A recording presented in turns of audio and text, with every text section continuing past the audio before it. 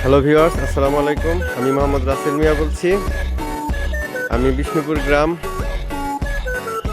Primary স্কুলের সামনে থেকে ভিডিও করতেছি বাচ্চাদের খেলাধুলা। তো এখনকার বাচ্চারা তো ভালোই মোটামুটি খেলাধুলা করতেছে এখানে, কিন্তু বর্তমান প্রেক্ষাপটে মানুষজন মোবাইলের প্রতি এমনভাবে আসক্ত হয়ে গেছে যে খেলাধুলাই করতে চায় না।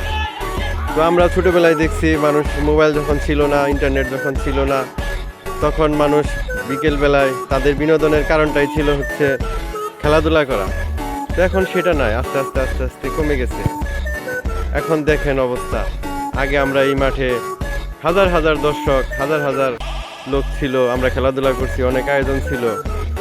এখন কোনো লোকজন নাই, অল্প কিছু পোলাপান আসে, বিকেলবেলায় একটু খেলাধুলা করে চলে যায়। তো খেলাধুলা আবার ফিরে আসুক, এটাই কামনা করে আমি ভিডিও শেষ করছি। আসসালামু আলাইকুম।